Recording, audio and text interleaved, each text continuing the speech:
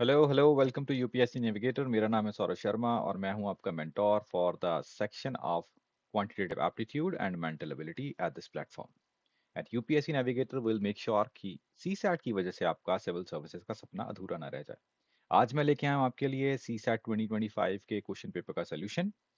चलिए, तो without wasting any time देखते हैं हमारे मैथमेटिक्स पोर्शन का सोल्यूशन।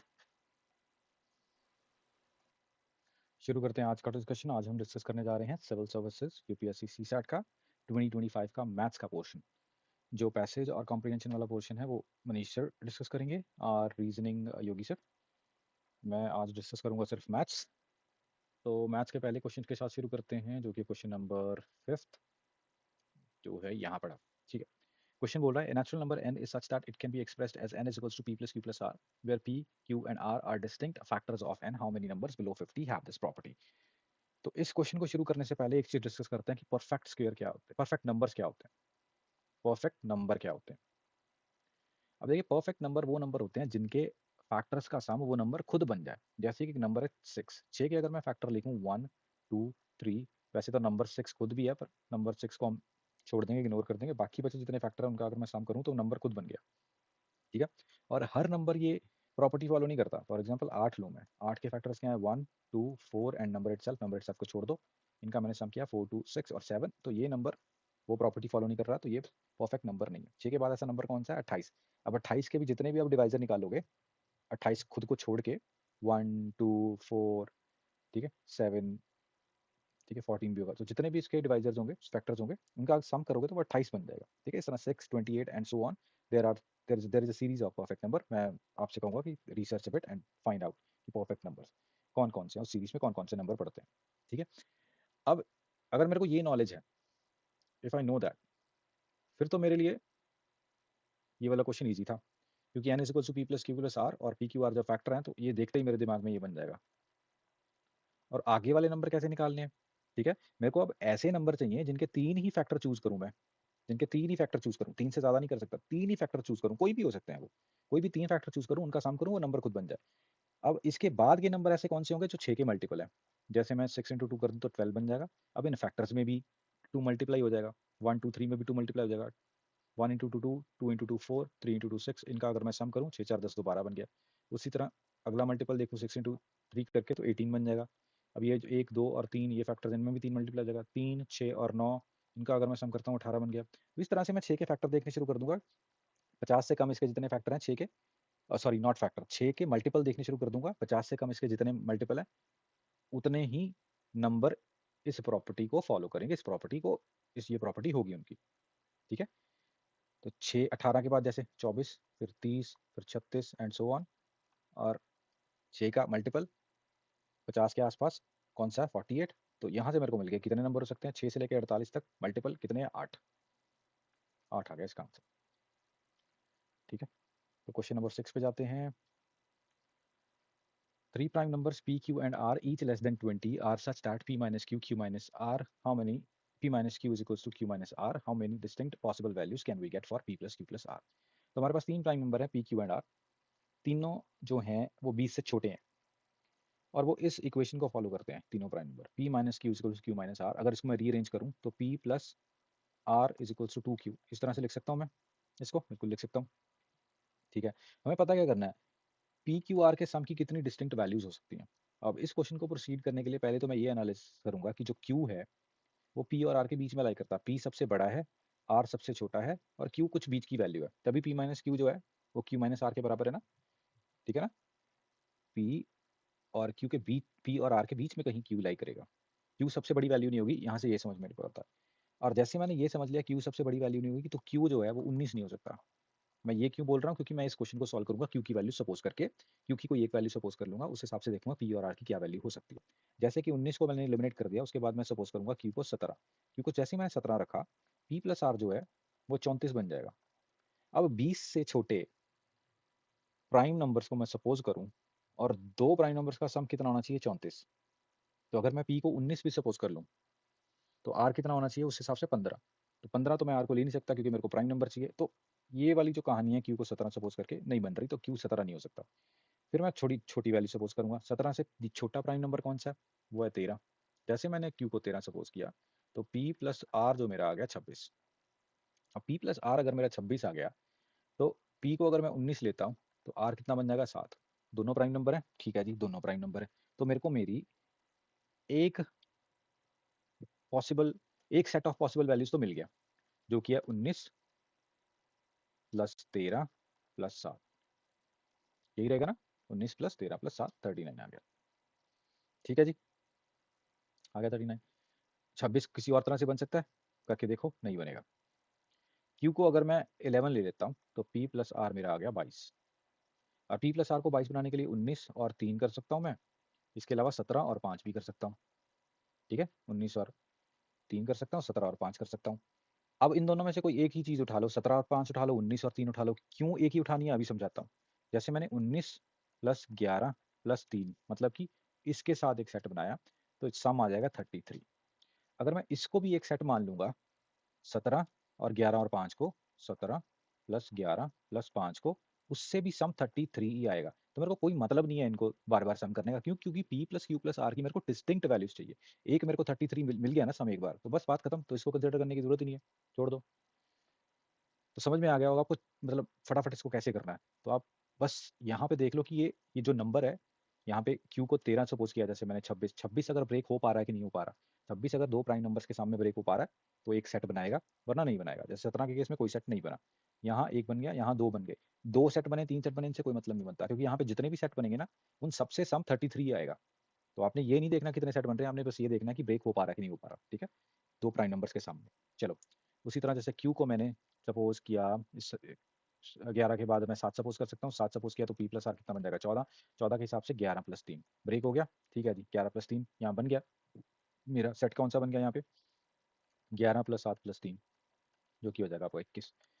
ठीक है, अब यहाँ पे अगर आप पी प्लस आर को किसी और भी फॉर्म में ब्रेक कर लोगे, 11 और 3 के अलावा कोई और भी पेयर निकाल लोगे आप प्राइम नंबर्स का, क्या फायदा? सम तो 21 ही बनेगा ना। सम हमेशा 7 गुना 3, 11 गुना 3, 13 गुना 3। यहाँ पे मैं क्योंकि जो भी वैल्यू सपोज कर रहे हो इंटू 3 करके वही सम बनेगा। तो क्यू को मैंने ले लिया 5। जैसे मैंने क्यू को 5 लिया तो पी प्लस आर आ जाएगा 10। और 10 कैसे बन सकता है? 7 प्लस 3। ठीक है ना, बन सकता है। तो मतलब यहाँ पे मेरा एक एक और मेरे को डिस्टिंक्ट सम मिलेगा, और जो होगा आपका कितना? 15। 15 होगा ना। 7 प्लस 5 प्लस 7 प्लस 5 प्लस 3, 15। ठीक है, मैंने लेबोरेट करके तो आपको बता दिया, पर एग्जाम में जैसे आप करोगे तो आपको क्या करना है? सिर्फ ये देखना है कि ब्रेक हो पा रहा है। क्यू की कोई वैल्यू सपोज करके पी प्लस आर ब्रेक हो पा रहा है कि नहीं हो पा रहा। ब्रेक हो पा रहा है तो एक सम बनेगा। फिर ब्रेक हो पाया, यहाँ पे भी एक सम बनेगा। फिर ब्रेक हो पाया, यहाँ पे एक सम बनेगा। फिर ब्रेक हो पाया, यहाँ पे एक सम बनेगा। और सम बनेगा क्या? 13 इंटू 3 39, 11 इंटू 3 33, 7 इंटू 3 21, 5 इंटू 3 15। ठीक है, जैसे यहाँ पे देखो 5 सम बने, पर ये डिस्टिंक्ट थोड़ी है, ये सम तो सेम ही है। तो हमें तो डिस्टिंक्ट सम चाहिए, तो यहाँ पे क्या आंसर होना चाहिए? 4। ठीक है, थोड़ा खोल के मैंने इसको करा दिया, बट एग्जाम में करने का तरीका कुछ ऐसा होना चाहिए कि सिर्फ आप यहाँ पे क्यू की वैल्यू सपोज करके जस्ट ये देखना शुरू कर दो कि पी प्लस आर में ये ब्रेक होगा कि नहीं होगा। बस बात खत्म। चलो आगे चलते हैं क्वेश्चन नंबर 7 पे। How many possible values of p plus q plus r there satisfying 1 by p plus 1 by q plus 1 by r is equals to 1, where p q r are natural numbers not necessarily distinct। अलग अलग नहीं, जरूरी नहीं है कि p q r अलग अलग हो। अगर जरूरी नहीं है p q r अलग अलग हो तो सबसे पहले तो 1 by 3 plus 1 by 3 plus 1 by 3 कर दो, ये 1 बन जाएगा। पहली वैल्यू तो मिल गई। ठीक है, हमें और वैल्यूज देखनी है। अब ये क्वेश्चन ऐसा है कि जो देख के थोड़ा बहुत एनालाइज करके इसको कर लोगे तो ठीक है, कर लिया। अदरवाइज इसमें फंस के बैठ जाओगे, कुछ ट्रिक लगाने की कोशिश करोगे, इसमें लॉजिक लगाने की कोशिश करोगे, कोई फॉर्मूला लगाने की कोशिश करोगे, तो इसमें कुछ नहीं लगेगा ऐसा। एक वैल्यू हो सकती है 1/2 प्लस 1/4 प्लस 1/4।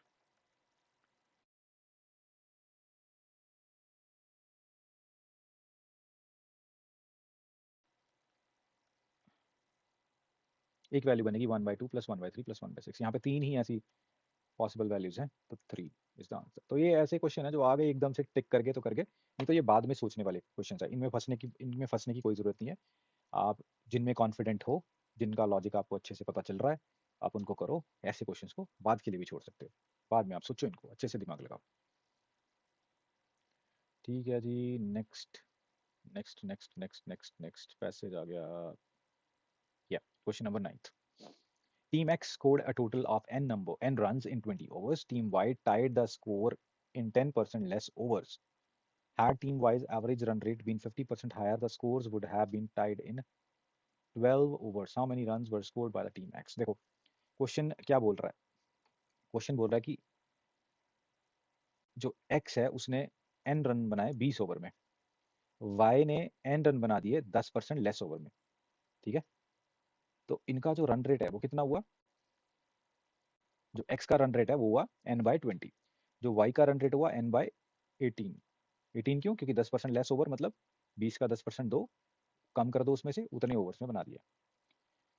अब ये बोल रहा है कि had the Y's average run rate be 50% higher, 50% मतलब 1.5 है ना, 50% मतलब 50% हायर होने का मतलब एक 150% होना, परसेंट को हटा के जब मैं डिवाइड बाय 100 लगाऊंगा तो ये चीज बन जाएगी, तो ये बन जाएगा 1.5।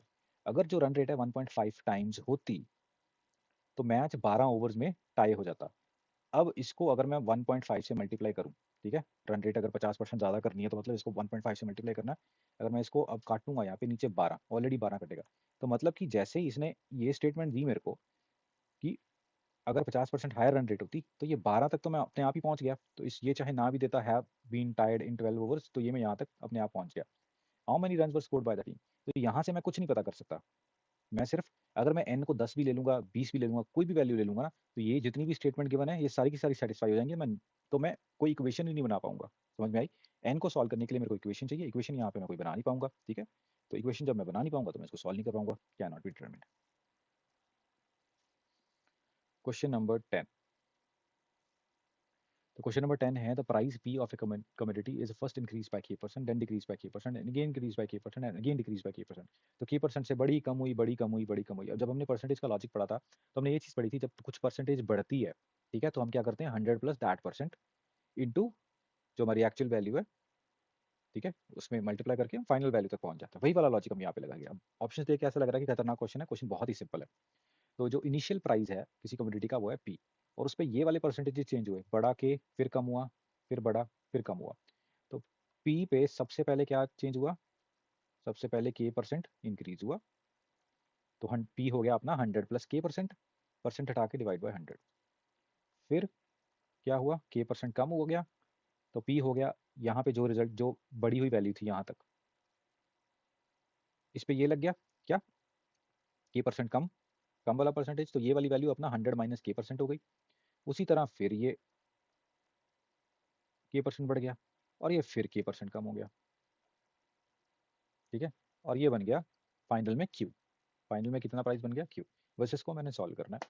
अब ध्यान से देखो नीचे क्या है, 100 इंटू 100 इंटू 100 इंटू 100, कितनी जीरोस है, 1 2 3 4 5 6 7 8। तो राइट हैंड साइड पे तो डेफिनेटली q इंटू 10⁻8 बन जाएगा, ठीक है। अब लेफ्ट हैंड साइड पे देखो क्या होगा, 100 प्लस के 100 minus k, it is like a plus b a minus b. तो a plus b a minus b का फॉर्मूला क्या होता है, a square minus b square. उसी तरह यहाँ पे क्या होगा, 100 प्लस के 100 minus k a square plus b square, मतलब ये वाली चीज़ आपकी बन जाएगी 100 स्क्वायर माइनस के स्क्वायर, और ये वाली चीज़ भी बन जाएगी आपकी 100 स्क्वायर माइनस के स्क्वायर, और 100 स्क्वायर माइनस के स्क्वायर इंटू 100 स्क्वायर माइनस के स्क्वायर क्या बन जाएगा, 100 स्क्वायर माइनस के स्क्वायर का स्क्वायर। तो ये बन गया आपका 100 स्क्वायर माइनस के स्क्वायर का स्क्वायर, और साथ में ये जो पी इधर पड़ा था वो, ये चीज़ बन गई। अब देखो कौन सी ऑप्शन ये चीज़ बता रही है। अब 100 स्क्वायर को हम क्या बोल सकते हो, 100 स्क्वायर को 10 का स्क्वायर बोल सकते हो। अगर 100 को मैं यहाँ पे चेंज कर दूँ 10 से, 10 स्क्वायर, और ये बन जाएगा 10⁴। सिंपल है। तो कौन सी ऑप्शन इसको सेटिस्फाई कर रही है भाई, ऑप्शन नंबर ए ही तो सेटिस्फाई कर रही है, ठीक है। तो ये रहा, बस इसको सॉल्व करना था और आपको कुछ अलजेब्रा की आपको आइडेंटिटीज लगानी थी, क्वेश्चन सॉल्व हो गया, इजी था। चलिए आगे चलते हैं नेक्स्ट मैथ्स के क्वेश्चन में।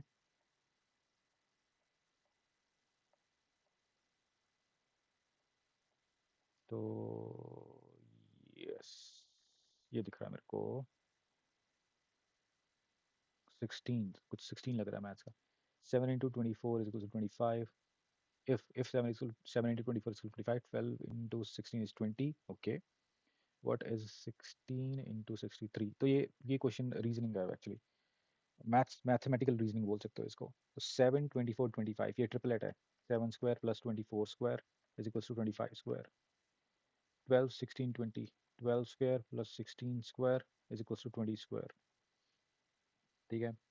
देन 16 63, तो 16 square plus 63 square is equals to 65 square. ठीक है, तो ये है इस तरह से, तो इसका आंसर होना चाहिए 65। ठीक है, ट्रिपलेट्स की नॉलेज है तो इजीली इसको कर लो।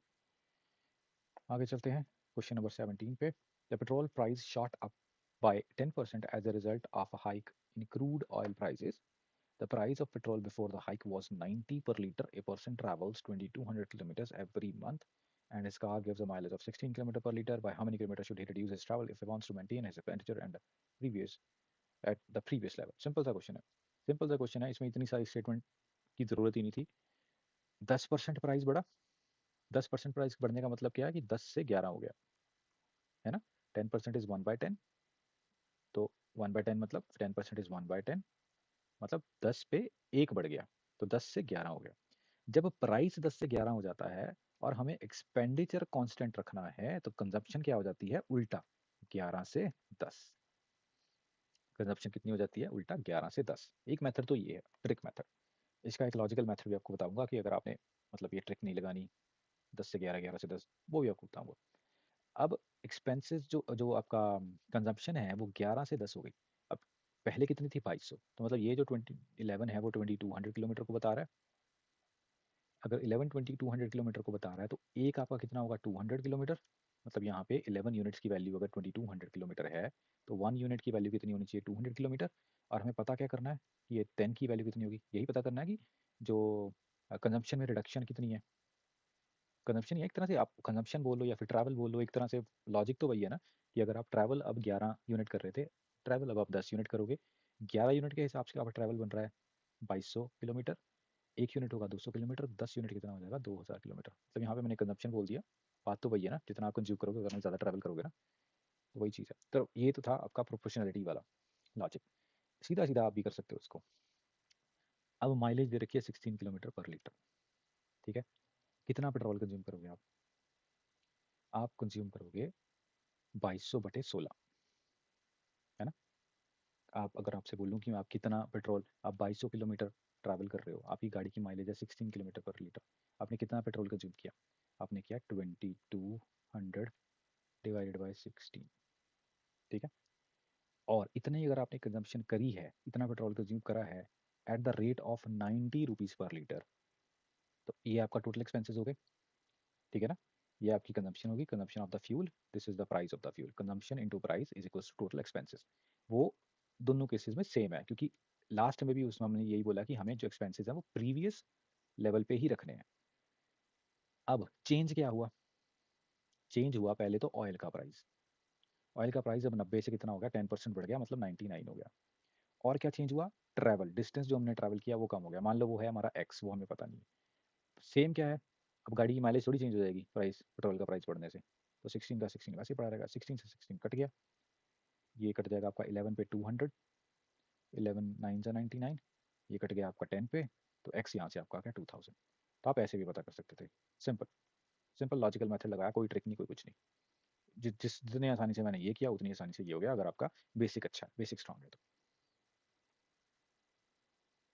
Question number 18.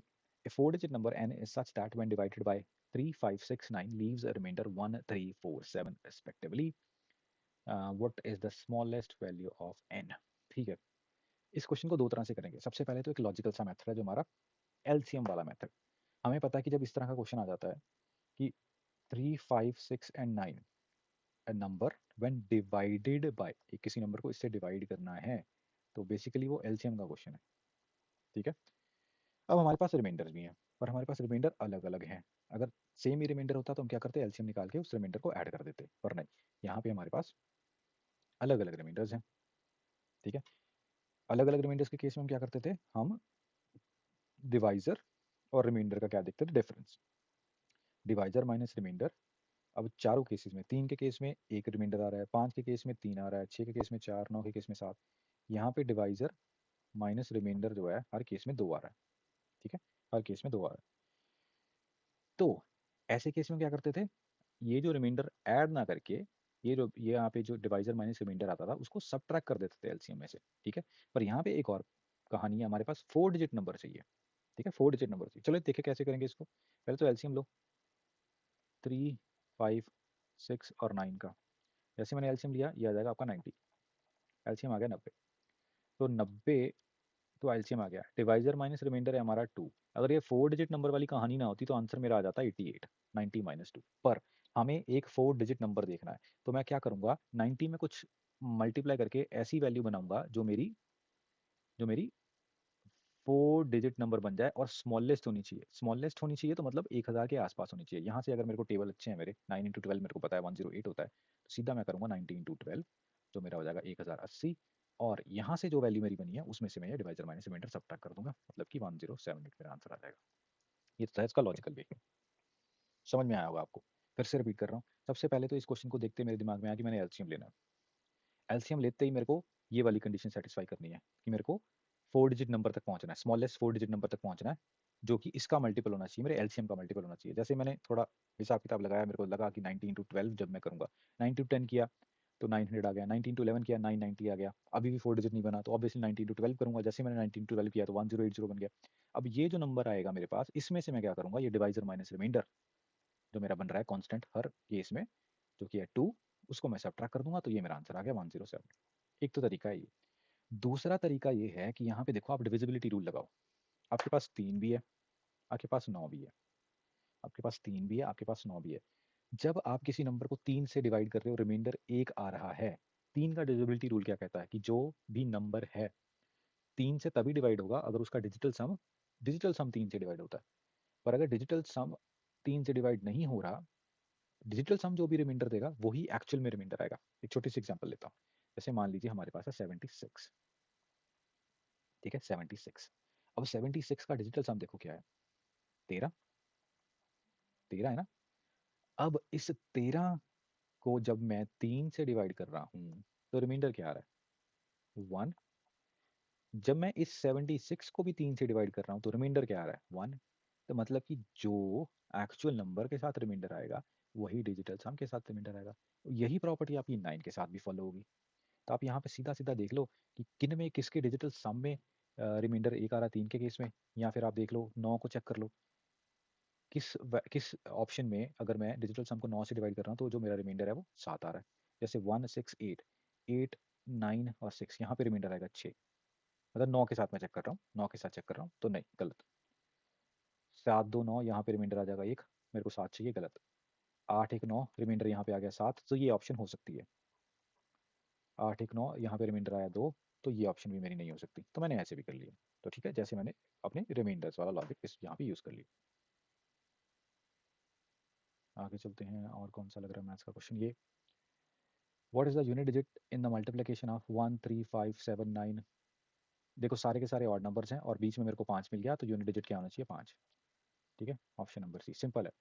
जब भी किसी भी मल्टीप्लिकेशन में आपको 5 दिख जाए तो दो ही यूनिट डिजिट्स हो सकते हैं, या तो हो सकता है 0 या तो हो सकता है 5।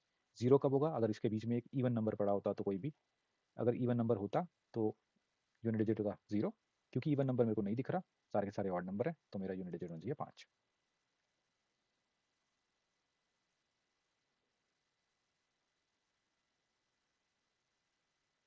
Let's move on. ओके,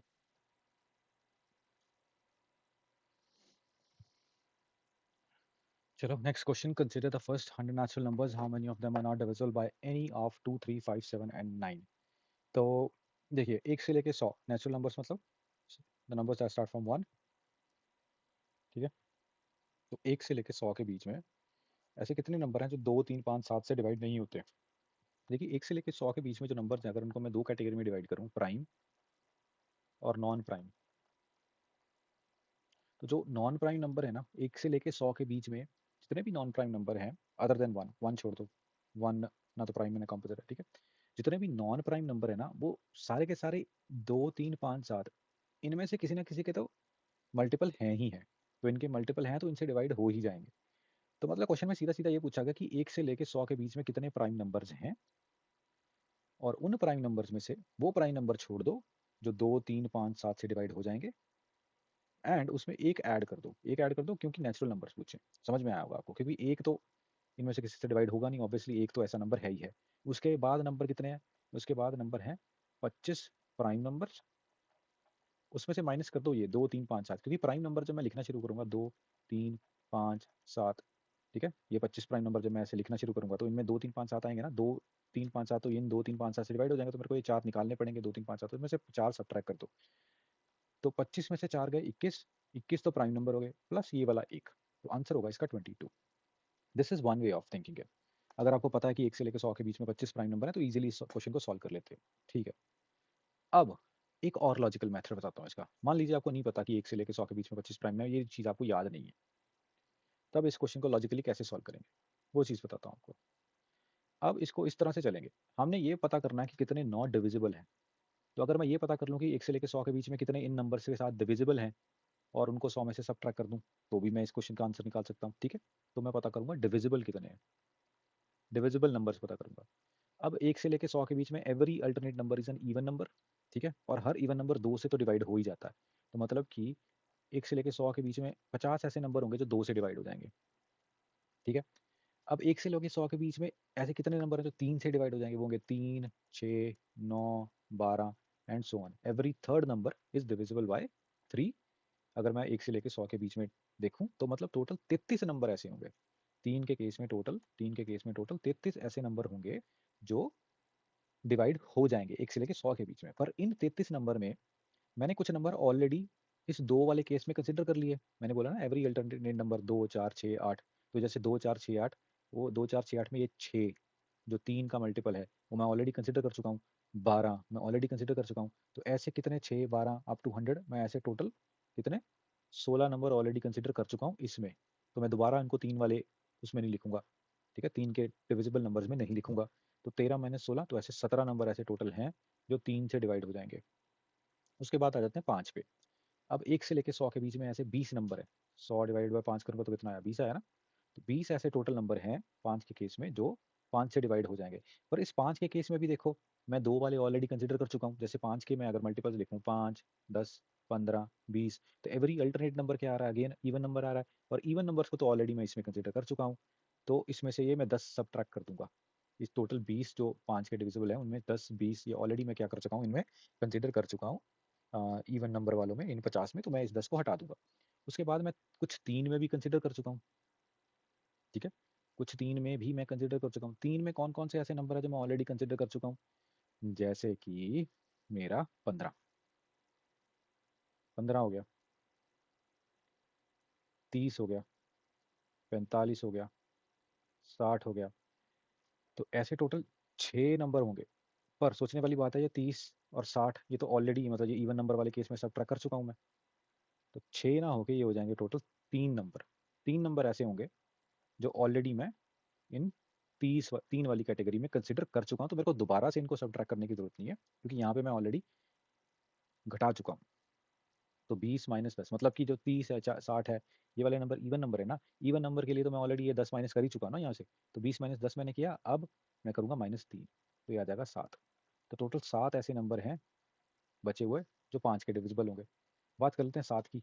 अब 7 की अगर मैं बात करूँगा तो टोटल 14 ऐसे नंबर हैं जो 7 से डिवाइड होंगे 1 से लेकर 100 के बीच में। पर वही बात, इसमें से 7 नंबर तो अगेन इवन नंबर ही होंगे, है ना। 7 नंबर इवन ही होंगे ना। जैसे मैं 7 के डिविजिबल लिखने शुरू करूँगा, 7 14 21 28, तो एवरी अल्टरनेट नंबर मेरा इवन नंबर आ रहा है। इवन नंबर आ रहा है तो मैं ऑलरेडी इसमें 50 में कंसिडर कर चुका हूँ, तो मैं वो 7 इसमें से सब्ट्रैक्ट कर दूंगा। ठीक है, उसके बाद बात आ गई 3 की।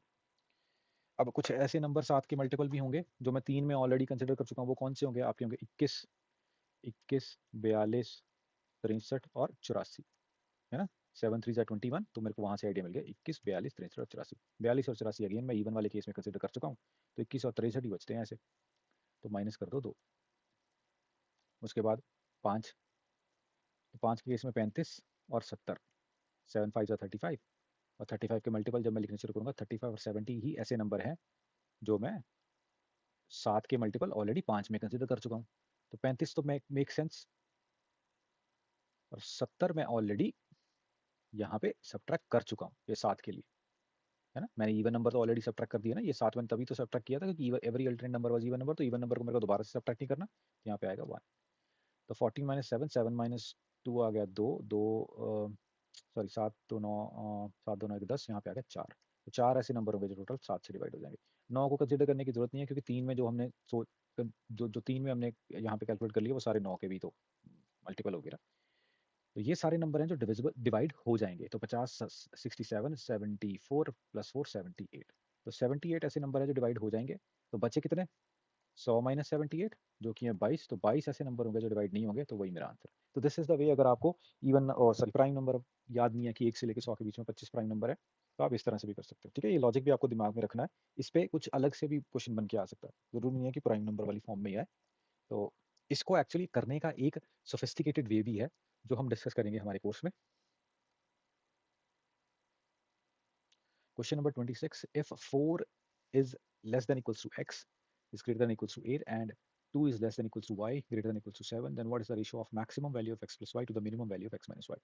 ठीक है, मैक्सिमम वैल्यू ऑफ जब x प्लस वाई आपने चूज करनी है, तो x को मैक्सिमम उठा लो और y को मैक्सिमम उठा लो।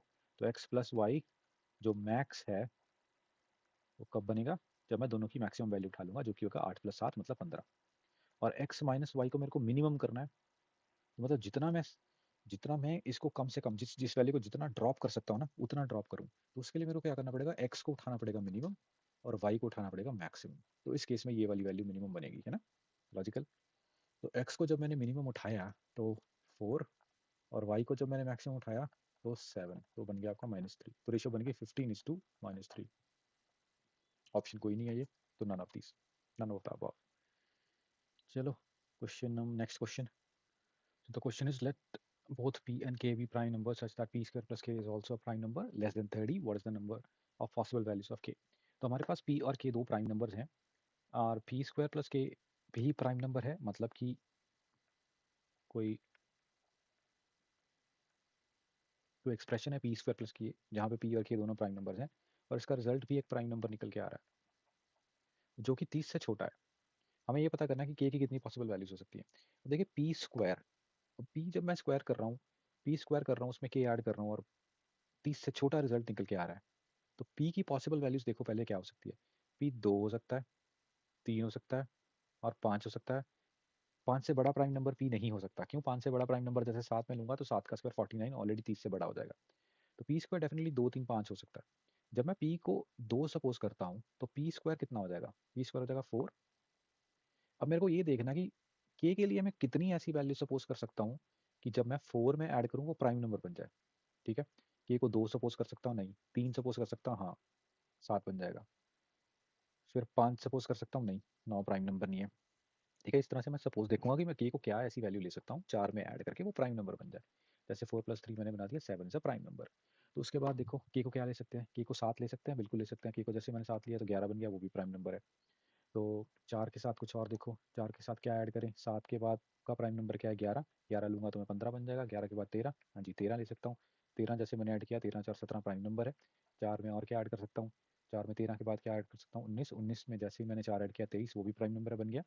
तो 4 में और कौन सा प्राइम नंबर ऐड हो सकता है? 19 के बाद का प्राइम नंबर सोचो कोई। 23।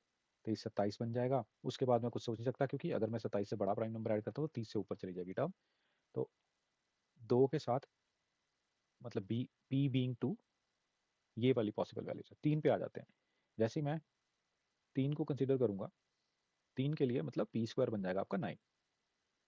अब 9 में मैं क्या ऐड कर सकता हूँ? कौन सा प्राइम नंबर ऐड कर सकता हूँ? मैं 2 ऐड कर सकता हूँ 9 में। ठीक है, 2 इज ऑल्सो प्राइम नंबर। तो जैसे मैंने 9 में 2 ऐड किया तो 11, वो भी प्राइम नंबर बन गया। 9 में और देखो, 9 में 3 ऐड किया 12, नॉट ए प्राइम नंबर। 9 में 5 ऐड किया 14, नॉट ए प्राइम नंबर। 9 में 7 16। तो अब 9 में मैं कुछ भी ऐड करूंगा तो कोई भी प्राइम नंबर बनने की कोई संभावना नहीं है। क्यों संभावना नहीं है? कि 2 के अलावा जितने भी प्राइम नंबर हैं के सारे ऑड हैं, और 2 ऑड नंबर्स को जब भी मैं ऐड करूंगा तो इवन बन जाएगा। Even, only even prime number is 2। तो उसी तरह मैं 5 को भी खारिज कर दूंगा। क्यों? क्योंकि 25 में सिर्फ मैं 2 ही ऐड कर सकता हूँ। 27 is not a prime number. उसके अलावा मैं कोई भी प्राइम नंबर सपोज करूंगा वो ऑड होगा, और 25 में कोई ऑड नंबर ऐड करूंगा तो इवन ही बनेगा। तो यहीं पे मेरा क्वेश्चन का सोल्यूशन आ गया। ठीक है, तो कितने के की पॉसिबल वैल्यूज बनी? 7 11 17 23। Oh, sorry, not these are not values of k. Values of k are these 3, 7, 13, 19 and 2। तो कितनी total 5 possible values of k है यहाँ पे। ठीक है, सिंपल क्वेश्चन था। आगे चलते हैं हमारे नेक्स्ट क्वेश्चन पे।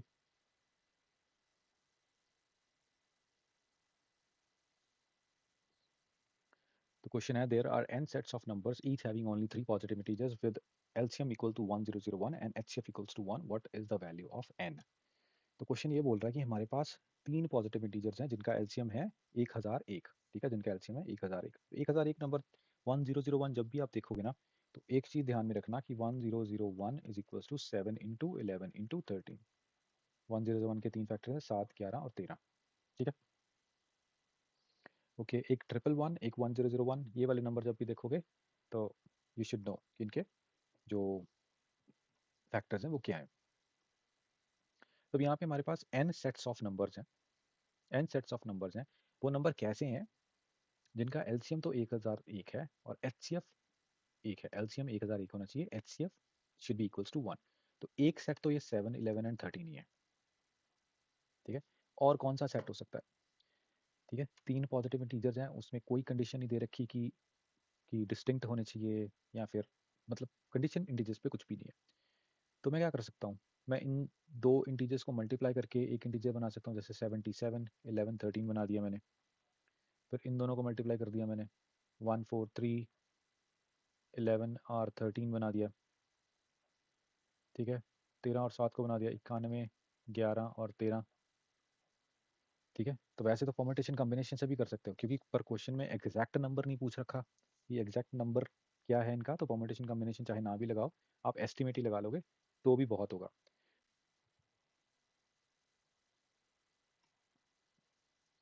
तो जैसे ही मैंने यहाँ पे 2 को मल्टीप्लाई किया, मैं 3 को भी मल्टीप्लाई कर, तीनों को भी मल्टीप्लाई कर सकता हूँ। 1001, 11 ले सकता हूँ, 1001 के साथ 7, 11, 11, 13, 7, 11, जैसे मैंने 77, 11, 13 लिया है, तो 77, 7, 11, 77, 7, 13, तो यहाँ पे कितने सारे कॉम्बिनेशन बनेंगे। तो ऑब्वियसली जितने अगर आप बनाने की कोशिश करोगे तो बड़ी आसानी से आप मोर देन 8 पे चले जाओगे, ठीक है।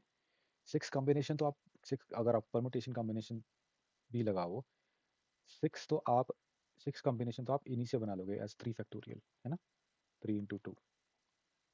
तो फिर आप 2 की मल्टीप्लिकेशन वाला भी जब लॉजिक लगाओगे तो उससे भी 6 बनेंगे, ठीक है। फिर उनको रीअरेंज करोगे तो डेफिनेटली मोर देन 8 बन जाएंगे। तो आगे चलते हैं, क्योंकि इस क्वेश्चन में एग्जैक्ट नहीं पूछा कि कितने कॉम्बिनेशन बनेंगे, मतलब कितने सेट्स बनेंगे, ये सिर्फ तुम ध्यान से देखोगे मोर देन 8। अब जैसे हमने देखा कि 8 से ज़्यादा बनेंगे तो हमें एग्जैक्ट नंबर तक पहुंचने की जरूरत नहीं है, हमने मोर देन 8 लगा दिया। इस क्वेश्चन के मैथमेटिकल रीजनिंग है,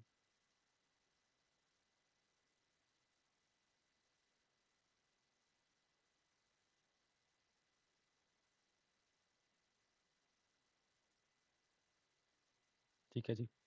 तो क्वेश्चन नंबर 35 है, what is the maximum value of n such that 7 into 343 into 385 into 1000 into 2401 into 77777 is divisible by 35 raise to power n।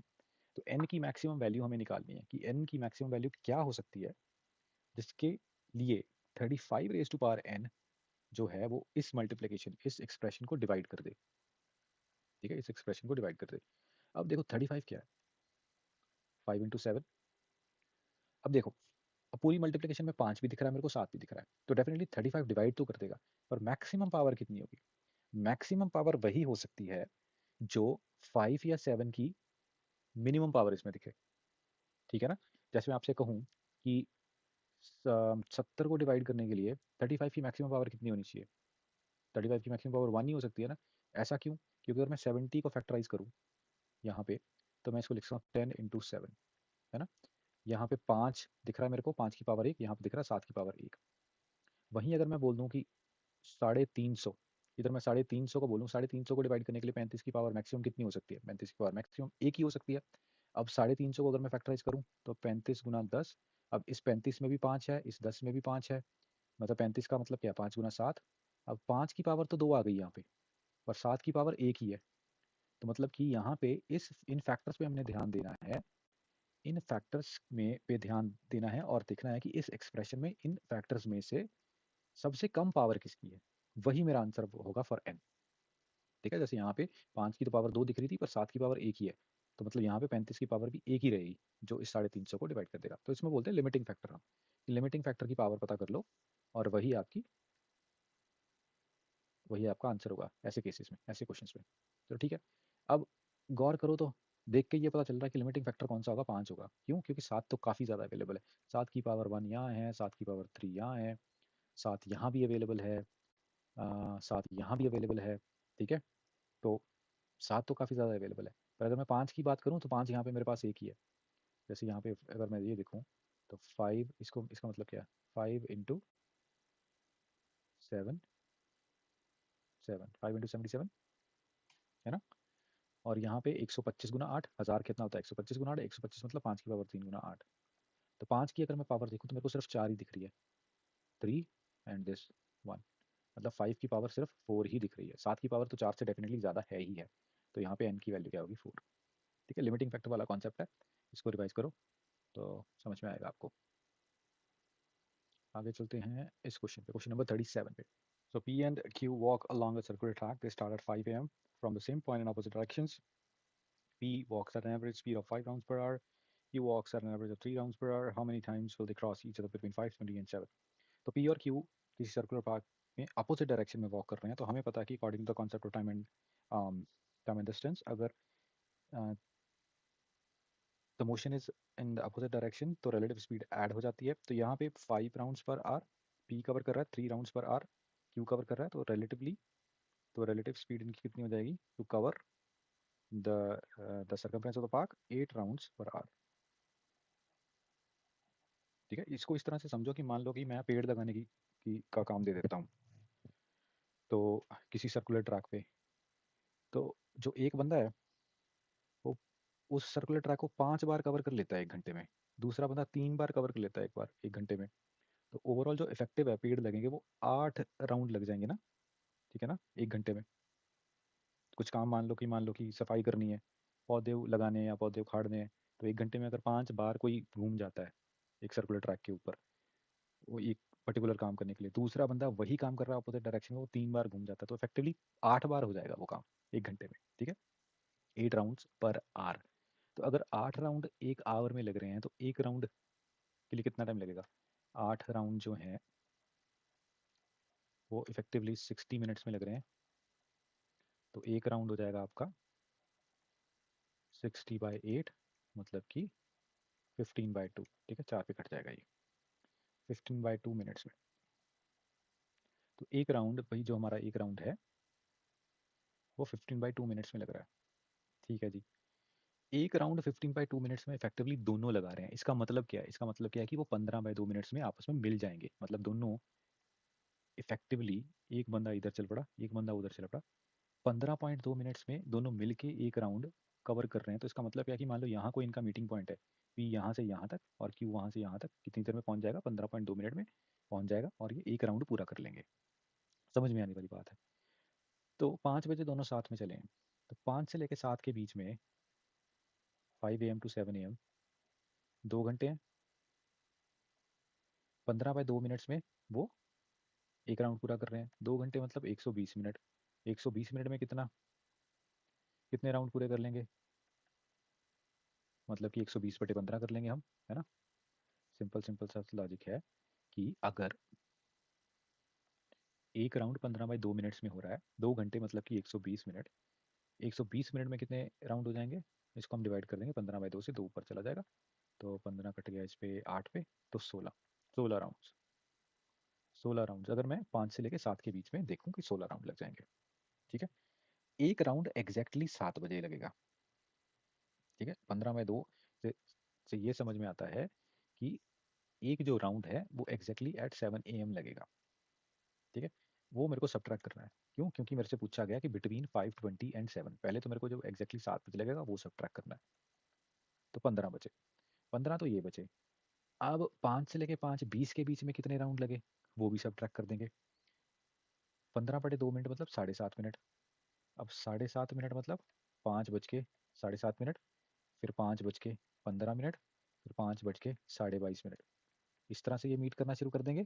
5 बजे शुरू किया, 7.5 मिनट में मिलेंगे। तो पहला मीटिंग टाइम होगा 5 बज के 7.5 मिनट, दूसरा होगा 5 बज के 15 मिनट, तीसरा होगा 5 बज के 22.5 मिनट, चौथा होगा 5 बज के 30 मिनट। तो इस तरह से मिलते रहेंगे। तो मतलब 5 से लेके 5:20 के बीच में ये 2 मीटिंग इनकी ऑलरेडी हो चुकी हैं, और 2 और सब ट्रैक कर दो तो बचेंगी 13। तो टोटल 13 बार मिलेंगे ये, अगर मैं 7 वाले मीटिंग पॉइंट को कंसिडर नहीं करता। ठीक है, वैसे भी उन्होंने पूछा कि इसके बिटवीन, ठीक है, नॉट इंक्लूडिंग। चलो ये हुआ, आगे चलते हैं हमारे क्वेश्चन नंबर 39 पे। A tram overtakes two persons X and Y walking at average speed of 3 km per hour and 4 km per hour. in the same direction and completely passes them in 8 seconds and 9 seconds respectively. What is the length of the tram? तो question बड़ा simple सा है आपका, time and distance का basic question है। इसमें हो क्या रहा है, एक ट्रैम है जो दो लोगों को एक्स एंड वाई को ओवरटेक कर रही है और टाइम कितना ले रही है, 8 सेकंड या 9 सेकंड। सोचने वाली बात इसमें यही है कि जो डिस्टेंस कवर हो रहा है वो क्या है, वो सिर्फ लेंथ ऑफ द ट्रैम ही है, उसको मान लो हम एल बोल देते हैं, ठीक है, लेंथ ऑफ द ट्रैम। तो इसको हम बड़े सिंपल से मैथ वे से सॉल्व करेंगे। हमें पता है कि स्पीड क्या होती है, डिस्टेंस अपॉन टाइम। यहाँ से डिस्टेंस क्या बोल सकते हैं, स्पीड इनटू टाइम। अब इस केस में स्पीड की जो मैं बात कर रहा हूँ वो होगी रिलेटिव स्पीड, क्योंकि दोनों दोनों चीज़ें सेम ही डायरेक्शन में मूव कर रही हैं, तो रिलेटिव स्पीड सब्ट्रैक्ट हो जाएगी। पहले केस में एक्स के केस में, एक्स को ओवरटेक करने के केस में रिलेटिव स्पीड होगी एस माइनस एक्स, इधर होगी एस माइनस वाई। एस मतलब अगर एस में एस स्पीड बोल दूँ ट्रैम की स्पीड को, एस माइनस एक्स इस केस में कितना हो जाएगा, एस माइनस 3 एस माइनस 4। तो यहाँ से डिस्टेंस जो कि हमारा लेंथ, एक केस में कितना हो जाएगा, एस माइनस 3 इंटू 8, दूसरे केस में डिस्टेंस कितना हो जाएगा, एस माइनस 4 इंटू 9। अब यहाँ से जब मैं स्पीड निकालूंगा, क्योंकि मैंने 3 और 4 यूज़ किया है, यहाँ से वैसे मैं 8 सेकंड्स को चेंज कर सकता था आवर्स में, क्योंकि मेरी जो स्पीड है किलोमीटर पर आवर में ही है, क्योंकि मैं पर बाद में मैं इक्वेट करने वाला हूँ, तो यहाँ पे जो भी मैं कन्वर्जन फैक्टर लगाऊंगा डिवाइड बाय 3600 तो वो कट ही जाएगा, तो मैं अभी के लिए उसको ऐसे ही रख रहा हूँ। तो जब मैं इक्वेट करूंगा दोनों लेंथ्स को, तो एस माइनस 3 इंटू 8 मतलब कि 8s minus 24 should be equals to 9s minus 36, और यहाँ से मेरी एस की वैल्यू निकल के आ जाएगी 12 किलोमीटर पर आवर। ठीक है, 12 किलोमीटर पर आवर आ गई स्पीड। तो अब मैं क्या करूँगा, लेंथ निकालने के लिए यहाँ तो इस 12 किलोमीटर पर आवर को इस वाली इक्वेशन में ऐड कर दूंगा, या इस वाली इक्वेशन में ऐड कर दूंगा, तो मेरी लेंथ आ जाएगी। तो लेंथ मेरी क्या होनी चाहिए, एस माइनस 3 मतलब 9 kilometre per hour, 9 kilometre per hour को चेंज करूंगा मैं मीटर पर सेकंड में डिवाइड करके 5/18 से और इंटू 8। तो ये आ गया आपका 2 पे कट गया और 2 कट गया 4 पे, तो आ गया 20 मीटर्स। ठीक है, 20 मीटर्स का आपका आंसर है। बस आपको ये ध्यान में रखना कि मीटर पर सेकंड, किलोमीटर पर आवर को मीटर पर सेकंड में लास्ट में आपने चेंज कर लेना यहाँ पे लेंथ निकालते टाइम, बस और कुछ नहीं, सिंपल क्वेश्चन था। Question number 40, n square is 1 2 3 4 5 6 7 8 9। ये आपको शायद पता होगा, जब भी आपके पास इस तरह की सीक्वेंस हो 1 2 3 4 5 6 एंड देन वो उल्टी चल पड़े 5 4 3 2 1, तो ये हमेशा 1 1 1 1 1 1 1 1 ऐसी टर्म का स्क्वायर होती है। ठीक है, जितने भी आपके पास नंबर होते हैं इन द फॉरवर्ड ऑर्डर, जैसे यहाँ पे 1 2 3 4 5 6 7 8 9, फॉरवर्ड ऑर्डर में 9 है, 9 तक है, तो ये 1 2 3 4 अप टू 9 टाइम्स इस वाली वैल्यू का स्क्वायर होगा। ठीक है, तो ऐसे केस में अगर 1 1 1 9 बार है, तो इसमें n का जो स्क्वायर है ये है, तो n का अंडर n स्क्वायर का अंडर रूट मतलब n में कितनी डिजिट्स होंगी, अब 9 डिजिट्स। ठीक है, सिंपल सा लॉजिक था ये, बड़ा आसान सा सवाल है, पता नहीं क्यों पूछ लिया ये, पर चलो पूछ लिया तो भी कोई दिक्कत नहीं है। आगे चलते हैं हमारे नेक्स्ट क्वेश्चन पे, जो कि है question number 45। A set x of 20 pipes, ठीक है 20 पाइप्स हैं, can fill 70% of a tank in 14 minutes. 70% को वो 14 मिनट में फिल करते हैं, ये 20 पाइप। ठीक है, तो यहाँ से मैं ये बोल सकता हूँ कि 100% 20 मिनट में फिल हो जाएगा। ठीक है, यहाँ से देखो 1% 2 मिनट में होगा, अगर यहाँ 70% 14 मिनट में है, तो 1% 2 मिनट में, तो 100% 20 मिनट में, मतलब 20 पाइप 20 मिनट में पूरे का पूरा टैंक फिल कर देंगे। ये हम एक्स सेट की बात कर रहे हैं, जो एक्स सेट ऑफ पाइप्स है। Then y set of pipes हैं जिसमें 10 पाइप है, 3/8 of the tank in 6 minutes. तो अगर वो 3/8, यहाँ पे लिख रहा हूँ, 3/8 को 6 मिनट में फिल कर देते हैं, तो यहाँ से मैं बोल सकता हूँ कि पूरे का पूरा, पूरे के पूरे को वो 16 मिनट में फिल कर देंगे। ठीक है, 3/8 को अगर 6 मिनट में, तो 8 उधर जाके मल्टीप्लाई हो गया और डिवाइड बाई 3, तो पूरे के पूरे को 16 मिनट में, तो ये आ गया वाई के लिए। तो मतलब एक्स जो है वो 20 मिनट में काम करता है, एक्स पाइप्स हैं वो 20 मिनट में, वाई पाइप्स हैं वो 16 मिनट में। A third set, there is a third set, Z of 16 pipes can empty half of the tank in 20 minutes. तो Z की अगर मैं बात करूं, Z सेट की, तो वो 20 मिनट में आधे टैंक को एम्प्टी कर देता है। तो मैं ये बोल सकता हूँ कि पूरे के पूरे टैंक को वो 40 मिनट में एम्प्टी कर देगा। अब यहाँ पे मैं माइनस लगा देता हूँ ताकि ये मेरे को ध्यान में रहे कि जेड जो है वो माइनस नेगेटिव में काम कर रहा है।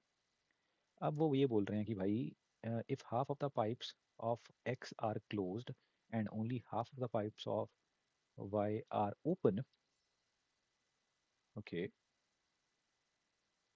ये तो सेम ही मतलब हो गया, ऐसे खींचा हुआ स्टेटमेंट को और कुछ नहीं है। If half of the pipes of the x set x are closed and only half of the pipes of set y are open and all pipes of z are open, मतलब कि आधी frequency आधी efficiency पे x काम कर रहे हैं, x के एक्स ऑफ एक्स के जो पाइप है, एक्स सेट के पाइप है वो काम कर रहे हैं, आधी एफिशिएंसी पे वाई वाले जो पाइप हैं वो काम कर रहे हैं, और पूरी की पूरी एफिशिएंसी पे जेड वाले काम कर रहे हैं। अगर एक्स आधी एफिशिएंसी पे काम कर रहा है मतलब आधे पाइप क्लोज्ड हैं, तो 20 मिनट की बजाय अब 40 मिनट लगेंगे। ठीक है, यहाँ पे मैं लिख देता हूँ एक्स 40 मिनट में भरेगा। उसी तरह वाई वैसे तो 16 मिनट में भर देता है, पर आधे पाइप काम नहीं कर रहे तो अब 32 मिनट लगेंगे उसको भरने में। जेड तो भी अपना फुल ऑन निकाल रहा है, वो 40 मिनट ले रहा है निकालने के लिए। ठीक है, हमें ये पता करना है how long will it takes to fill 50% of the tank. कुछ नहीं है, कुछ इतना खास नहीं है क्वेश्चन में, तो एलसीएम ले लेंगे। एलसीएम लेने के बाद मैं ये डिसाइड कर लूँगा कि भाई टैंक की कैपेसिटी कितनी है उस हिसाब से। ठीक है, 40 32 और 40 का जब मैं एलसीएम लूँगा तो मेरे पास ये आ जाएगा 160। ठीक है, एक्स की एफिशिएंसी ओवरऑल निकल के आई 4, वाई की निकल के आई 5 और जेड की निकल के आई -4। ठीक है, तो अब ओवरऑल इनकी एफिशिएंसी एक्स वाई जेड जब एक साथ काम कर रहे हैं तो 4 + 5 - 4, तो मतलब निकल के आई 5। मगर पूरा का पूरा टैंक भरना है तो कितना टाइम लगेगा, 160 डिवाइडेड बाय 5, जो कि आ गया आपका 32। ठीक है, अब इस 32, क्योंकि पूरा का पूरा टैंक हमने फिल नहीं करना, हमने फिल करना है आधा, तो 32/2 मतलब 16 मिनट, इस वजह से लग जाएगा। अब ये सब करने की जरूरत नहीं थी आपको, जैसे आपने देखा कि 40 और 40 पॉजिटिव और नेगेटिव, सारा का सारा काम अब सिर्फ वाई ही कर रहा है, इन दोनों को आप निगलेक्ट कर सकते थे। आपने इसी के हिसाब से देख लिया था कि कि ये जितना ये पॉजिटिव काम कर रहा है उतना ही नेगेटिव काम कर रहा है, तो एक्स और जेड को भूल जाते, सिर्फ वाई के हिसाब से आंसर ले लेते हैं। ठीक है, तो फिर भी मैंने इसको एलेबरेट करके आपको करवा दिया। आगे करते हैं question number 46। If n is a natural number then what is the number of distinct remainders of 1 raised to power n plus 2 raised to power n when divided by 4। ठीक है, यहाँ पे एक चीज देखने वाली बात है, 2 raised to power n जो है वो हमेशा will always be divisible by, एक बड़ी इंपॉर्टेंट स्टेटमेंट लिख रहा हूँ, by 4 for n greater than equals to 2। ठीक है, n जब भी 2 या 2 से बड़ा होगा तो ये हमेशा 4 से डिवाइड होगा, तो n जब भी 2 या 2 से बड़ा होगा तो रिमाइंडर हमेशा क्या निकल के आएगा, 1, क्योंकि ये वाली टर्म तो 4 से डिवाइड हो ही जाएगी, तो रिमाइंडर आएगा 1, 1 एवरी टाइम जब 2 या 2 से बड़ा होगा n। पर n जो है नेचुरल नंबर है तो 1 भी हो सकता है, पर अगर 1 की पावर 1 + 2 की पावर 1 में देखूं जो कि है 3, 3 को जब मैं 4 से डिवाइड करूंगा तो रिमाइंडर क्या आएगा, रिमाइंडर 3 ही आ जाएगा। याद रखना, जब भी न्यूमरेटर में छोटी टर्म हो डिनोमिनेटर से तो वही रिमाइंडर आ जाता है। तो दो ही पॉसिबल रिमाइंडर हैं इस केस में, जब 1 raise to power n + 2 raise to power n को मैं 4 से डिवाइड करूंगा तो यहाँ तो रिमाइंडर 1 आ सकता है। इन एवरी केस 1 कब आएगा, इन एवरी केस जब n की पावर जो है वो 2 या 2 से बड़ी है। ठीक है, पर जब n 1 है तो उस केस में रिमाइंडर 3 आएगा, तो only two possible remainders, two distinct remainders are possible. Question number 47 क्या बोल रहा है, p जो है वो क्यू क्यू क्यू वाली फॉर्म में है, मतलब 1 1 1 हो सकता है, 2 2 2 हो सकता है, 3 3 3 हो सकता है, रिपीटेटिव नंबर है तो डेफिनेटली ये 37 × 3 × n वाली फॉर्म में है। ठीक है, 37 × 3 क्या होता है, 1 1 1, और 37 × 3 इंटू इन एनी नंबर हम करेंगे तो 1 1 1, n अगर 1 होगा तो 1 1 1, 2 होगा तो 2 2 2, 3 होगा तो 3 3। एक चीज़ यहाँ से समझ में आती है, what is the HCF of p and 481। तो 481 को अगर मैं ब्रेक करूँ तो वो क्या है, 37 × 13। तो जब भी मैं 37 × 13 और 37 × 3 × n कुछ भी हो सकता है, 1 2 3 4 जो भी हो, 3 into any value of n can never be 13, है ना, क्योंकि 13 प्राइम नंबर है। तो ऑब्वियस सी बात है एचसीएफ क्या आएगा, एचसीएफ हमेशा 37 ही आएगा ना, तो ये आ गया आंसर। ठीक है ना, 3 × n कभी भी 13 तो नहीं बन सकता, क्योंकि 13 तो प्राइम नंबर है, तो 37 ही बचा एचसीएफ के लिए। चलो ठीक है जी। Next question, what is the 489th digit in the number 1 2 3 4 5 6 7 8 9 10 11 12। तो ये नेचुरल नंबर्स ही हैं, एक तरह से नेचुरल नंबर सीक्वेंस में लिखे हुए हैं। हमें देखना है कि 489th डिजिट क्या होगी इस सीक्वेंस में। तो अगर मैं एनालाइज करूँ इससे, इसको ढंग से, 1 2 3 4 5 6 7 8 9, यहाँ तक कितनी डिजिट्स हैं? 9 डिजिट्स हैं। उसके बाद 10 11 12 13 अप टू 99, मतलब कि मैं 2 डिजिट नंबर लिख रहा हूँ। यहाँ तक कितनी डिजिट्स हैं? अब ये टोटल नंबर कितने हैं पहले तो ये देख लेते हैं। 10 से लेकर 99 तक कितने नंबर हैं ये कैसे देखेंगे हम? 99 माइनस 10 प्लस 1, ठीक है ना। जब भी first and last number included होते हैं तो क्या करते हैं? लास्ट माइनस फर्स्ट प्लस 1, तो ये कितने हो जाएंगे? 90। टोटल 90 नंबर है, टोटल 90 नंबर है। हर नंबर में 2 डिजिट्स हैं, जैसे 10 में 2, 11 में 2, 12 में 2। तो टोटल कितनी डिजिट्स यूज हो गई?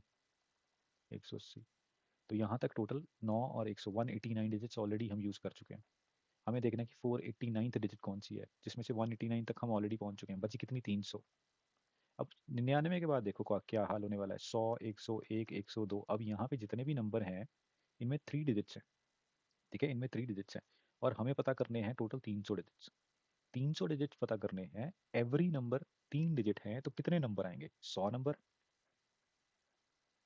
ठीक है। मेरे को यहाँ पे 100 नंबर देखना है आगे से, 100 से लेके 100 इंक्लूडिंग आगे 100 नंबर तक जाना है, तो कितना होगा? 199, ठीक है ना। वो -1 वाला, यहाँ पे जो +1 वाला लॉजिक है वो ध्यान में रखना, क्योंकि हम ये पता कर रहे थे कितने नंबर हैं, तो हमने +1 किया, ठीक है। हमारे पास 100 नंबर हैं तो हमने संख्या तक जाना है, तो हमने -1 कर दिया है ना। 100 + 100 -1, वही लॉजिक है, ठीक है। अच्छे से मैंने समझाया हुआ है ये आपको नंबर सिस्टम में। तो 199 यहाँ तक हम पहुँच गए। तो ये this is the last number, तो इसकी लास्ट डिजिट क्या होगी? 9। तो ये हो गया आपका आंसर, ठीक है। आगे चलते हैं। लेट्स सी कौन सा क्वेश्चन है आगे। चलो चलो चलो चलो चलो।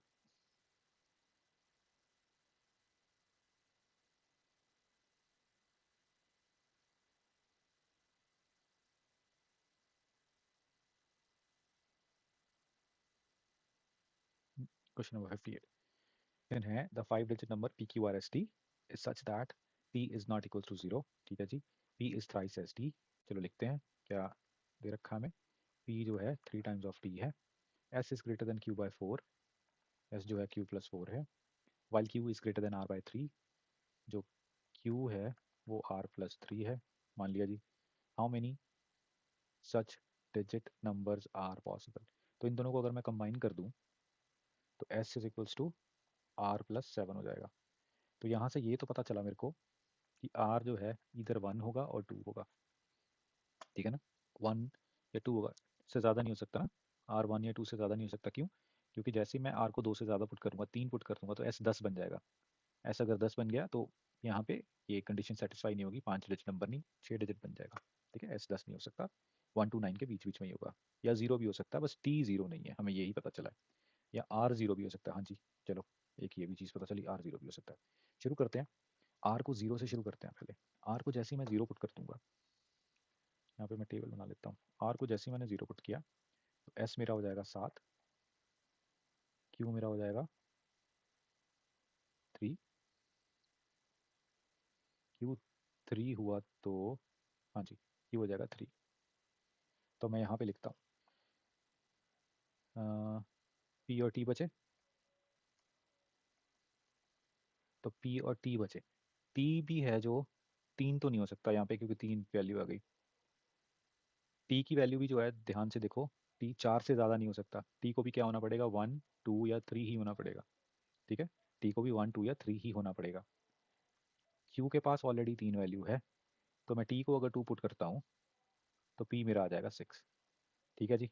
बन गया, एक सीक्वेंस तो बन गया मेरा। लिख लो PQRST के लिए, 6 3 0 7 एंड 2, ठीक है। सीक्वेंस बन गया एक। चलो R 0 के लिए बना लिया हमने, फिर बनाते हैं R। अगर मैं 1 रखता हूँ, R जैसे मैंने 1 रखा, S मेरा कितना आ जाएगा? 8, Q मेरा आ जाएगा 4। P और T के लिए फिर देख लेते हैं।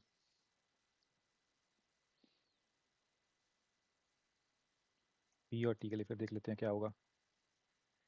ओके, टी अगेन मैं 3 पुट कर सकता हूँ। हाँ जी, 3 पुट कर सकता हूँ यहाँ पे। टी को जैसे मैंने 3 पुट किया तो पी आ जाएगा 9। टी को क्या मैं 2 पुट कर सकता हूँ? टी को यहाँ पे 2 भी पुट कर सकता हूँ, पी आ जाएगा 6। बिल्कुल बन जाएगा ये। टी को मैं अगर 1 पुट करता हूँ, टी को 1 पुट नहीं कर सकता क्योंकि ऑलरेडी R1 वैल्यू ले रखा है। तो इस हिसाब से कितने मेरे यहाँ पे 2 वैल्यूज़, 2 मतलब डिस्टिंक्ट वैल्यूज़ यहाँ पे बन गई। एक यहाँ पे बनी थी जो मैंने यहाँ पे लिख दी। आपको ज़रूरत नहीं है नंबर लिखने की। आप यहाँ पे देख रहे हो कितने आपके पास पॉसिबिलिटीज़ बनती हैं। 2 यहाँ पे बन गई।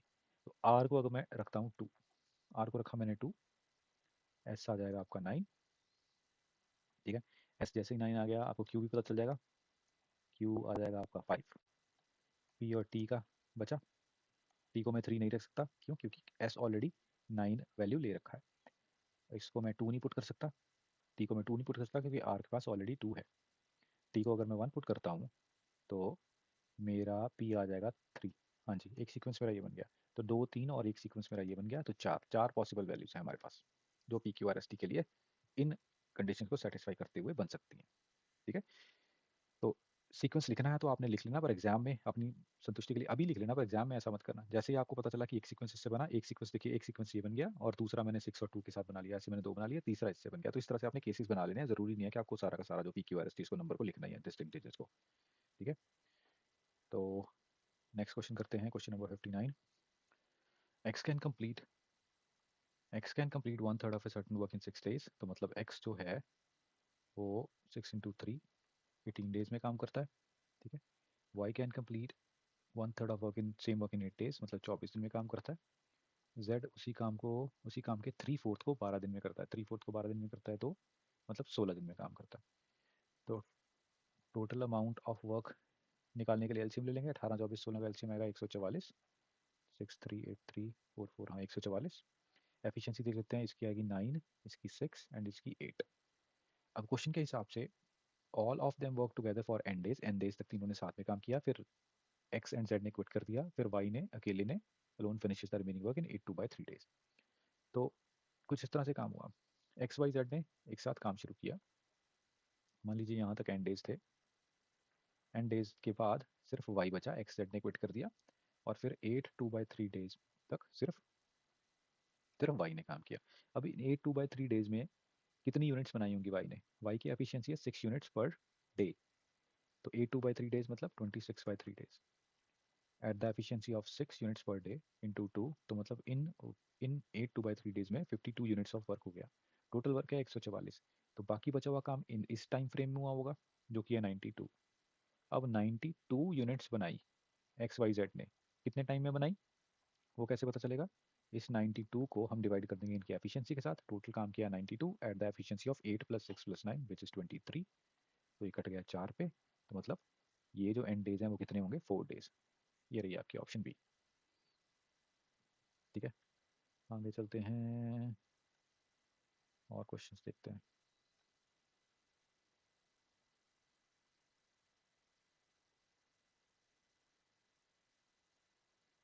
क्वेश्चन नंबर 64 स्टेटमेंट टाइप है। Consider the following statements. There exists a natural number which when increased by 50% can have its number of factors unchanged. ठीक है, there exists a natural number which when increased by 150% can have its number of factors unchanged. अच्छा, तो statement type of question है। Question बोल रहा है, दो statements हमारे पास गिवन है कि एक ऐसा नेचुरल नंबर है जिसको अगर मैं 50% बढ़ाता हूँ तो उसके नंबर ऑफ फैक्टर्स पे कोई फर्क नहीं पड़ता। देन दूसरी स्टेटमेंट ये बोल रही है कोई ऐसा नेचुरल नंबर एग्जिस्ट करता है जिसको मैं 150% बढ़ाता हूँ और उसका उसका जो अम, उसके जो नंबर ऑफ फैक्टर्स है वो चेंज नहीं होते। जैसे मान लीजिए अब किसी नेचुरल नंबर की एग्जांपल लेते हैं। शुरू करते हैं 2 से। 1 में तो 50% ऐड करूंगा तो डेसिमल में चला जाएगा। 150% ऐड करूंगा तो डेसिमल में चला जाएगा। तो ऐसे क्वेश्चन को क्या करो आप, कोई भी नंबर सपोज करके ट्राई करो। जैसे 2 मेरे को दिमाग में आया, जैसे मैंने 2 इंटू 50% बढ़ाना मतलब 1.5 कर देना, तो ये बन गया 3। अब देखो 2 के कितने फैक्टर हैं? 1 और 2, दो ही फैक्टर हैं। 3 के कितने फैक्टर हैं? दो ही फैक्टर हैं, 1 और 2। तो पहली तो सेटिस्फाई हो गई। ठीक है, पहली तो ठीक है। तो बिल्कुल। हम्म, हम्म, अब 2 के साथ ही आप चेक कर लो 150%। 150% बढ़ाने का मतलब क्या है कि 2.5 कर देना, है ना। 150% बढ़ा देना मतलब इंक्रीज करना है ना, तो मतलब 250% कर देना। 100 प्लस 150 250% मतलब 2.5, ये बन गया 5। तो 2 के अगेन 1 और 2 दो फैक्टर हैं, 5 के भी 1 और 5 दो फैक्टर हैं, तो दूसरी भी सेटिस्फाई हो रही है। तो मतलब दोनों की दोनों स्टेटमेंट्स ट्रू। ठीक है, ऐसे क्वेश्चंस को करने का यही तरीका हो सकता है कि अब कोई एक नंबर सपोज करो, ठीक है, और उसके साथ मल्टीप्लाई करके देखो और देखो कि स्टेटमेंट बनती है कि नहीं। जो चीज़ पहली माइंड में आती है उसको ट्राई करो।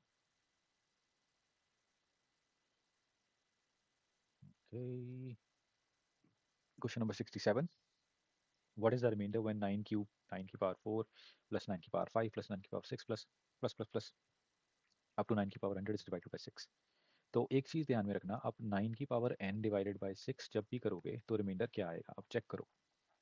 अब 9 डिवाइडेड बाई 6 करते हैं तो रिमाइंडर क्या आएगा, 3, है ना। 9 स्क्वायर करो, 9 इंटू 9 डिवाइड बाई 6 करोगे, यहाँ 3 रिमाइंडर, यहाँ 3 रिमाइंडर, तो रिमाइंडर कितना आएगा, ऑब्वियसली 3 3 9, है ना। 9 डिवाइड बाई 6 रिमाइंडर अगेन आ जाएगा 3। ओके, अगर आप 9 क्यूब कर रहे हो, 9 into 9 into 9 6 3 remainder 3 remainder 3 remainder 3, बिल्कुल। अब 3 3 3 मतलब 27, 27 डिवाइड बाई 6, फर्दर आपका रिमाइंडर क्या आ गया, 3। तो यहाँ से ये तो समझ में आता है कि जब भी 9 की पावर n डिवाइडेड बाई 6 होगा, रिमाइंडर आना चाहिए 3। ठीक है, कुछ भी हो, 1 हो, 2 हो, 3 हो, 4 हो, कोई मतलब नहीं है। ठीक है, अब इतना समझ में आ गया। इंडिविजुअल टर्म्स में यहाँ पे जो इंडिविजुअल टर्म्स लिख रखी हैं, सॉरी, यहाँ पे जो इंडिविजुअल टर्म्स लिख रखी हैं, इन सब में जब मैं डिवाइड कर दूंगा 6 से, रिमाइंडर 3 3 3 3 3 3 3 3 3 आता रहेगा। अब कितने 3 आएंगे ये देखो, फ्रॉम 3 टू 100 कितने हैं, 98 थ्रीज हैं। 3 कितनी बार आएगा, 98 टाइम्स आएगा। तो 3 plus 3 plus 3 plus 3 up to 98 times. अब इसको जब मैं डिवाइड करूंगा 6 से तो क्या रिमाइंडर आना चाहिए, अब एक पेयर ऑफ 3 प्लस 3 मतलब 6, रिमाइंडर आएगा 0, है ना। 6 divided by 6, another pair of 3 plus 3 remainder आएगा 0। ऐसे कितने पेयर बन जाएंगे, ऐसे बन जाएंगे आपके 49 पेयर, किसके, 0 रिमाइंडर के, तो रिमाइंडर आएगा 0। ठीक है, समझ में आया। 3 प्लस 3 एक पेयर बन जाएगा आपका 0 का, तो 0 0 0 0 रिमाइंडर आता रहेगा अप टू, ठीक है, 49 जीरोस बनेंगी, तो मतलब अल्टीमेटली रिमाइंडर क्या है, 0 ही है। सिंपल क्वेश्चन था। इसमें अगर एक आधा 9 ज़्यादा या कम होता तो आपका रिमाइंडर 3 बन जाता।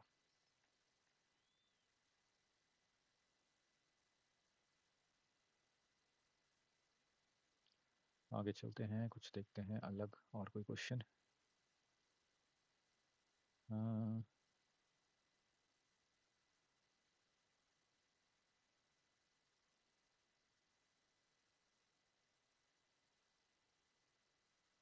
कुछ क्वेश्चन क्या, okay. Question number 74, statement type. A question is given followed by two statements 1 and 2. Consider the question and the statements and mark the correct option. P plus q whole square minus 4pq where pq are natural numbers, positive, okay। हमसे ये पूछा, question ये है कि p plus q whole square minus 4pq positive है कि नहीं।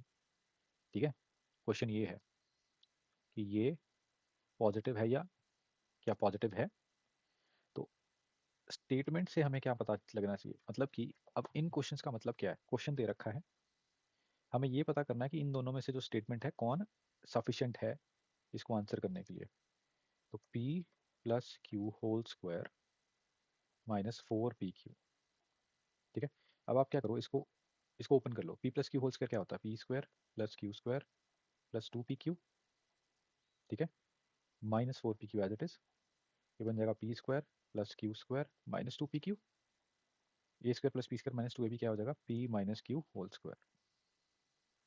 अब p minus Q whole square ये पॉजिटिव होगा कि नहीं, चाहे p बड़ा हो चाहे p छोटा हो, कुछ भी हो, स्क्वायर टर्म तो हमेशा पॉजिटिव निकल के आएगी ना। तो हमें दोनों स्टेटमेंट्स की जरूरत ही नहीं है, ना तो स्टेटमेंट 1 की जरूरत है ना तो स्टेटमेंट 2 की जरूरत है।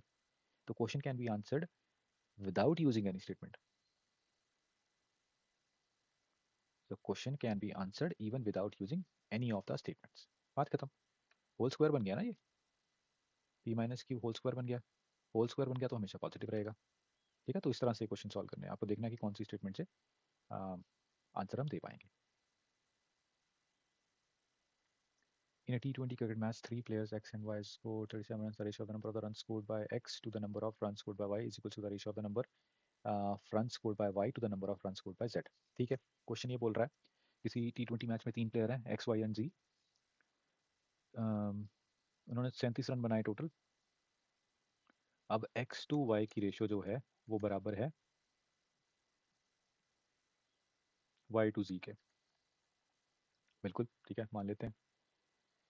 तो वैल्यू 1 है run scored by X, value 2 है run scored by Y, value 3 है run scored by Z। Which of the following is correct? Okay, देखिए तीन है एक्स वाई जी, हमें ये दे रखा है कि रेशियो एक्स वाई की वाई जी के बराबर है। मैं इसको ऐसे लिख सकता हूँ, ठीक है, इस तरह से। तो हमें ये पता करना है कि इनमें से कौन सी स्टेटमेंट करेक्ट है, जब मेरे पास सिर्फ ये स्टेटमेंट गिवन है। ठीक है, तो सिर्फ इसको देख के बताओ, इसको देख के बताओ आपको क्या लगता है। तो इससे हमें ये पता चलता है कि वाई जो है मिडिल वैल्यू रहेगी। मिडिल वैल्यू कैसे, कि अगर मैं यहाँ से x इंटू जी देखूँ तो वो वाई स्क्वायर रहेगा। ठीक है, वाई स्क्वायर रहेगा। यहाँ से ये पता चलता है कि वाई जो है वो मिडिल वैल्यू रहेगी, पर x और z में कुछ रिलेशन नहीं पता चल रहा। फॉर एग्जाम्पल, अगर मैं आपसे कहूँ कि 9/12 इज इक्वल्स टू 12/16, ठीक है, और यहीं मैं आपसे ये कर दूं कि 16/12 इज इक्वल्स टू 12/9। अब इन दोनों रेशियोज को देखो, 3/4 3/4, 4/3 4/3, ये होगी 3/4 इज इक्वल्स टू 3/4। रेशियो वाली कंडीशन सेटिस्फाई, यहाँ भी रेशियो वाली कंडीशन सेटिस्फाई, पर x और z का चक्कर पड़ गया। यहाँ पे x is smaller then z, यहाँ पे x is greater then z, तो x और z में आप कुछ रिलेशन नहीं बना पाओगे। तो वैल्यू 2 तो डेफिनेटली मिडिल में रहेगी, पर 1 और 3 का आप कुछ नहीं पता कर पाओगे, तो कैन नॉट बी डिटरमिन्ड। तो ऐसे केसेस में you can just be certain कि y जो मिडिल में रहेगा, बाकी कुछ नहीं। ठीक है, तो आगे चलते हैं।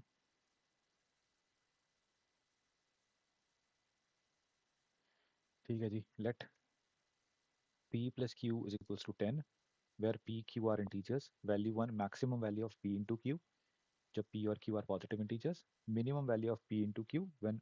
ओके, अब देखो क्वेश्चन क्या बोल रहा है। p प्लस q की हमें वैल्यू दे दी है 10, ये गिवन है। ठीक है, हमें दो वैल्यूज निकालनी है, एक वैल्यू 1 एक value 2, in terms of minimum and maximum. Value 1 तो ईजी है, मैक्सिमम वैल्यू जब भी आपको निकालनी है, जब आपके पास सम है दो वैल्यूज का और आपको प्रोडक्ट की मैक्सिमम वैल्यू निकालनी है, इन दोनों को इक्वल सपोज कर लो, 5 और 5, तो इस केस में वैल्यू 1 हो जाएगी 25। ठीक है, जब भी आप थोड़ा बहुत हटना शुरू कर दोगे ना, जैसे p प्लस क्यू को 6 और 4 सपोज करके देखो, प्रोडक्ट आएगा 24, 7 और 3 सपोज करो 21। जब भी आप मीडियम मिडिल वैल्यू से डेविएट होना शुरू कर दोगे, प्रोडक्ट कम होना शुरू हो जाएगा, तो 25 मैक्सिमम प्रोडक्ट जो आएगा वो 25 आएगा। ठीक है, ऐसे केस में सीधा सीधा इक्वल पुट कर दो। अब यहाँ से पूछा कि maximum value of p and q when p is greater than equals to -6, q is greater than equals to -4। ठीक है, p जो है वो -6 से बड़ा या बराबर है, q जो है वो -4 या -4 से बड़ा या बराबर है। ठीक है, तब हमें मैक्सिमम वैल्यू पता करनी है। तो प्रोडक्ट में तो मैं नेगेटिव ले सकता हूँ। ठीक है, -5 से बड़ा, -6 से बड़ा, -4 से बड़ा, तो प्रोडक्ट में तो समहाउ नेगेटिव ले सकता हूँ। पर सोचने वाली बात है, मेरे को p प्लस क्यू 10 भी तो बनाना है ना। नेगेटिव नेगेटिव लेके चलूंगा तो नहीं बात बनेगी। तो यहाँ पे डेफिनेटली p की वैल्यू और q की वैल्यू पॉजिटिव होनी चाहिए। ठीक है, या फिर वैल्यू इस तरह से हो कि p बहुत ज़्यादा पॉजिटिव है और q नेगेटिव है, तो positive negative somehow it's making to 10। For example 15 -5 इस तरह से हो, p 15 हो और ये -5 हो, या फिर 14 -4 इस तरह से। पर अगेन अगर मैं प्रोडक्ट करूंगा तो ये नेगेटिव में चला जाएगा, तो मैक्सिमम तो नहीं कर पाऊंगा मैं इसको। तो लॉजिक फिर वहीं बैठ जाएगा।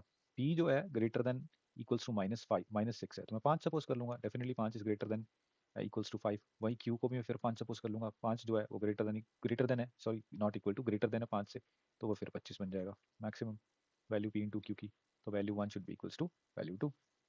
ठीक है, सिंपल सा क्वेश्चन था, थोड़ा सा लॉजिक लगता है आपका बस।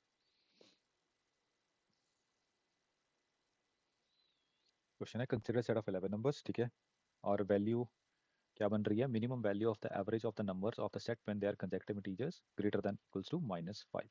क्योंकि मेरे को मिनिमम वैल्यू बनानी है, तो मैं मैक्सिमम टू मैक्सिमम नंबर्स को नेगेटिव लेके चलूंगा इस 11 नंबर के सेट में। तो मैं -5 से शुरू कर लूंगा, और मेरे को नंबर लाइन में पॉजिटिव की तरफ जाना, क्योंकि जो कंसेक्टिव इंटीजर्स बोल रखे हैं ग्रेटर देन इक्वल्स टू -5 बोल रखे हैं ना, तो बड़े की तरफ जाना है। तो -4, -3, -2, -1, 0, 1, 2, 3, 4, 5, ये बन गया सेट 11 इंटीजर्स का। तो जब मैं एवरेज निकालूंगा, ये इसको जीरो कर देगा, ये इसको जीरो कर देगा, ये इसको जीरो कर देगा, 2 -2 को, -1 1 को, तो अल्टीमेटली जो एवरेज निकल के आएगी वो निकल के आएगी 0। वैल्यू 1 जो है वो तो उस हिसाब से 0 आ गई। वैल्यू 2 की बात करते हैं। Minimum value of the product of the numbers of the set when they are consecutive non negative integers.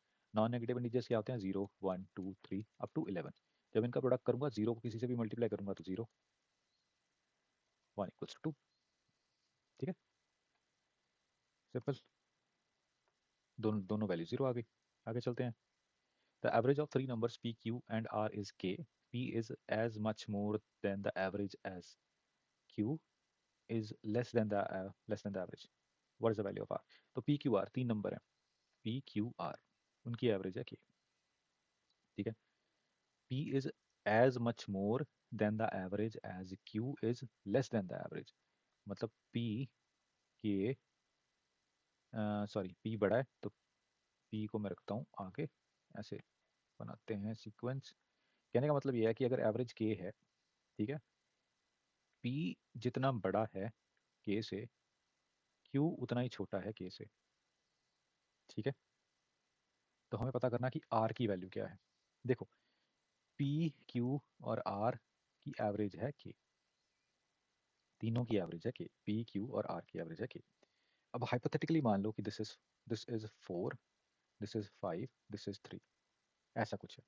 Average अगर 4 है, ये एवरेज से एक बड़ा है, ये एवरेज से एक छोटा है, मतलब नंबर्स लेके समझा रहा हूँ आपको ऐसी सिचुएशन में।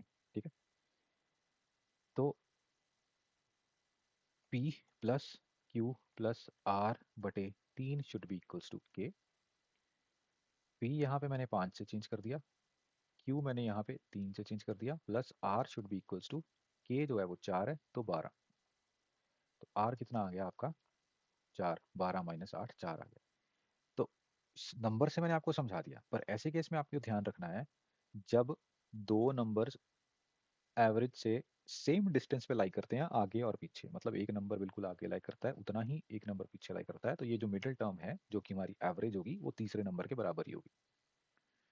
तो यहाँ पे k, r is equals to k, that's it, simple.